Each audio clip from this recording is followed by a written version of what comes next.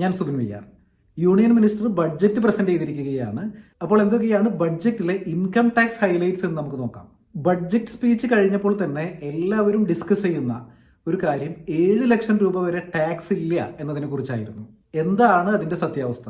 Income ടാക്സുമായി ബന്ധപ്പെട്ട് മലയാളത്തിൽ ഏറ്റവും കൂടുതൽ വീഡിയോസ് ഉള്ളത് നമ്മുടെ ചാനലിലാണ്. ചാനൽ സബ്സ്ക്രൈബ് ചെയ്യാത്തവർ തീർച്ചയായിട്ടും സബ്സ്ക്രൈബ് ചെയ്യുക.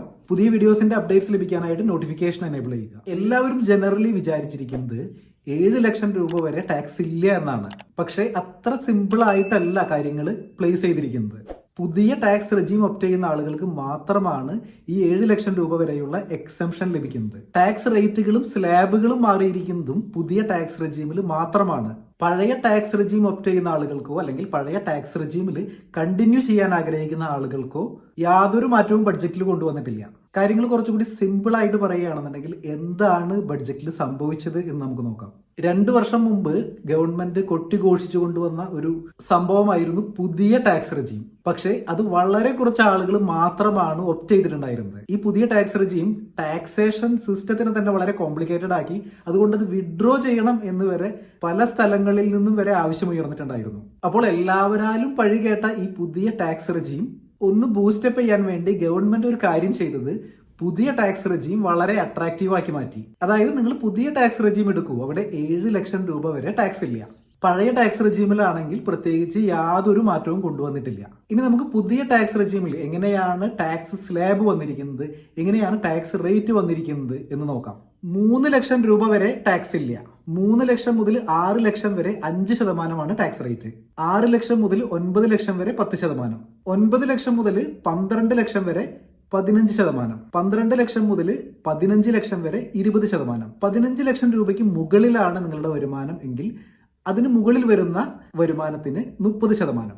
ഇങ്ങനെയാണ് പുതിയ ടാക്സ് റെജീമിലെ സ്ലാബുകളും നികുതി നിരക്കുകളും മാറ്റിയിരിക്കുന്നത്. ഈ പുതിയ ടാക്സ് റെജീം എന്താണ് എന്നറിയാത്തവർക്കായിട്ടൊരു കാര്യം പറയാം. പുതിയ ടാക്സ് റെജീം എന്നാൽ നിങ്ങൾക്ക് ഡിഡക്ഷൻസ് ഒന്നും ക്ലെയിം ചെയ്യാനായിട്ട് സാധിക്കില്ല. ഉദാഹരണത്തിന് നിങ്ങളുടെ ATCയിൽ വരുന്ന ഡിഡക്ഷൻസ്, നിങ്ങളുടെ ഹൗസിംഗ് ലോണിന്റെ ഇൻട്രസ്റ്റ്, ഈ വക കാര്യങ്ങളൊന്നും പുതിയ ടാക്സ് റെജീമിൽ നിങ്ങൾക്ക് ഒപ്റ്റ് ചെയ്യാനായിട്ട് സാധിക്കില്ല. അതായത് ഡിഡക്ഷൻസ് ഒന്നും നിങ്ങൾക്ക് ക്ലെയിം ചെയ്യാനായിട്ട് സാധിക്കില്ല എന്നർത്ഥം. ഇനി പഴയ ടാക്സ് റെജീം എങ്ങനെയാണ് നിരക്കുകൾ എന്ന് നോക്കാം. യാതൊരു മാറ്റവുമില്ല. കഴിഞ്ഞ വർഷങ്ങളിലെ പോലെ തന്നെ 2.5 ലക്ഷം രൂപ വരെ ടാക്സ് ഇല്ല. 2.5 ലക്ഷം രൂപ മുതൽ 5 ലക്ഷം രൂപ വരെ 5%. 5 ലക്ഷം രൂപ മുതൽ 10 ലക്ഷം വരെ 20%.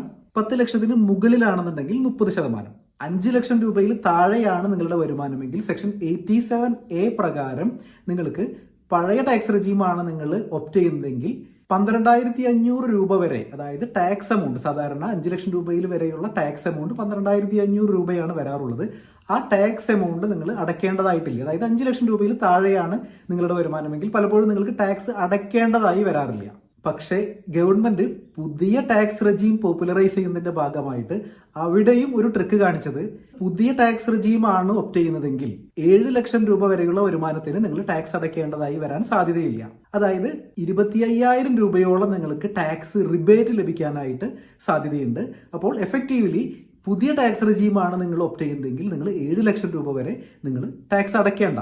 ഇത് പുതിയ ടാക്സ് റെജീം ബൂസ്റ്റ് ചെയ്യാനുള്ള ഗവൺമെന്റിന്റെ വളരെ ക്ലിയർ ആയിട്ടുള്ള ഒരു പ്ലാൻ തന്നെയാണ്. ഇങ്ങനെ പുതിയ ടാക്സ് റെജീമിന് ഇത്രയൊക്കെ വാരിക്കോരി കൊടുത്തിട്ടും പോരാത്തതിന് 1-2 കാര്യങ്ങൾ കൂടി അഡീഷണൽ ആയിട്ട് പുതിയ ടാക്സ് റെജീം ഒപ്റ്റ് ചെയ്യുന്ന ആളുകൾക്ക് കൊടുത്തു. അതായത് മുൻപ് പുതിയ ടാക്സ് റെജീം ഒപ്റ്റ് ചെയ്യുന്ന ആളുകൾക്ക് സ്റ്റാൻഡേർഡ് ഡിഡക്ഷൻ ലഭിച്ചിരുന്നില്ല. പക്ഷെ ഇപ്പോൾ സാലറീഡ് ആയിട്ടുള്ള ഒരാൾ പുതിയ ടാക്സ് റെജീം ഒപ്റ്റ് ചെയ്യുകയാണെങ്കിൽ 50,000 രൂപ വരെയുള്ള സ്റ്റാൻഡേർഡ് ഡിഡക്ഷനും അദ്ദേഹത്തിന് ക്ലെയിം ചെയ്യാനായിട്ട് സാധിക്കും. മാത്രമല്ല ഫാമിലി പെൻഷൻ ആണ് ക്ലെയിം ചെയ്യുന്നതെങ്കിൽ 15,000 രൂപ വരെയുള്ള സ്റ്റാൻഡേർഡ് ഡിഡക്ഷനും ക്ലെയിം ചെയ്യാനായിട്ട് സാധിക്കും. പുതിയ ടാക്സ് റെജീം പോപ്പുലറൈസ് ചെയ്യുന്നതിന്റെ ഭാഗമായിട്ട് മറ്റൊരു കാര്യം ഗവൺമെന്റ് കൊണ്ടുവന്നത്, ഇനി മുതൽ പുതിയ ടാക്സ് റെജീമാണ് ഡിഫോൾട്ട് ടാക്സ് റെജീം ആയിട്ട് വരുന്നത്. അപ്പോൾ എന്താണ് ഈ ഡിഫോൾട്ട് ടാക്സ് റെജീം? അതായത് ഒരാൾ സ്ട്രൈറ്റ് അവേ പുതിയ ടാക്സ് റെജീമാണ് ബൈ ഡിഫോൾട്ട് ഒപ്റ്റ് ചെയ്യുന്നത്.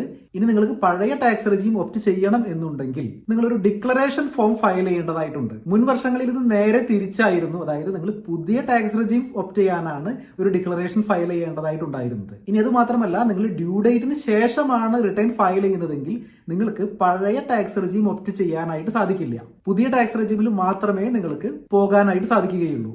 ഇനി അടുത്ത ഒരു മാറ്റർ വരുന്നത്, നിങ്ങൾക്ക് ബിസിനസ് ഇൻകം ഉണ്ട് എങ്കിൽ, അതായത് നിങ്ങൾ ITR 3 അല്ലെങ്കിൽ ITR 4 ആണ് ഫയൽ ചെയ്യുന്നതെങ്കിൽ നിങ്ങൾ ഈ പുതിയ ടാക്സ് റെജീമും പഴയ ടാക്സ് റെജീമും തമ്മിൽ ഇന്റർചേഞ്ച് ചെയ്യാനായിട്ട് ചില റെസ്ട്രിക്ഷൻ ഉണ്ട്. അതായത് ബൈ ഡിഫോൾട്ട് നിങ്ങൾ പുതിയ ടാക്സ് റെജീമാണ് നിങ്ങൾ സെലക്ട് ചെയ്യുന്നത്. ഇനി നിങ്ങൾക്ക് പഴയ ടാക്സ് റെജീം സെലക്ട് ചെയ്യണം എന്നുണ്ടെങ്കിൽ നിങ്ങൾ ഓപ്റ്റ് ചെയ്യുന്ന ഫോം ഫയൽ ചെയ്യേണ്ടതായിട്ടുണ്ട്. ഇനി നിങ്ങൾക്ക് പുതിയ ടാക്സ് റെജീമിലേക്ക് തിരിച്ചു വരണം എന്നുണ്ടെങ്കിൽ വീണ്ടും നിങ്ങൾക്ക് ഓപ്റ്റ് ചെയ്യാം. പക്ഷെ ഒരിക്കൽ പോലും നിങ്ങൾക്ക് പിന്നീട് പഴയ ടാക്സ് റെജീമിലേക്ക് പോകാനായിട്ട് സാധിക്കില്ല.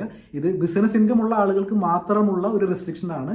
നിങ്ങളുടെ ഇൻകം, സാലറി അല്ലെങ്കിൽ ക്യാപിറ്റൽ ഗെയിൻ മാത്രമാണെന്നുണ്ടെങ്കിൽ നിങ്ങൾക്ക് എല്ലാ വർഷവും ഇത് ഇന്റർചേഞ്ച് ചെയ്തുകൊണ്ട് ഏതാണോ നിങ്ങൾക്ക് കൂടുതൽ ബെനിഫിഷ്യൽ ആയിട്ടുള്ളത് ആ ഒരു ടാക്സ് റെജീം നിങ്ങൾക്ക് ഓപ്റ്റ് ചെയ്യാനായിട്ട് സാധിക്കും. അപ്പോൾ ഇതാണ് ഡിഫോൾട്ട് ആയിട്ട് പുതിയ ടാക്സ് റെജീം ആണ് വരുന്നത് എന്നതുകൊണ്ട് ഉദ്ദേശിക്കുന്നത്. അപ്പോൾ മേജർ ആയിട്ടുള്ള ഒരു ചേഞ്ച് എന്ന് പറയുന്നത് ഈ പുതിയ ടാക്സ് റെജീമിന് കൊടുത്തിട്ടുള്ള ഒരു അധിക ഇമ്പോർട്ടൻസ് ആണ്. ഇനി മറ്റെന്തൊക്കെ ചേഞ്ചസ് ആണ് വന്നിട്ടുള്ളത് എന്ന് നമുക്ക് നോക്കാം. സെക്ഷൻ 44AD അല്ലെങ്കിൽ സെക്ഷൻ 44ADAയിലാണ് അടുത്ത ഒരു ചെറിയൊരു ചേഞ്ച് വന്നിരിക്കുന്നത്.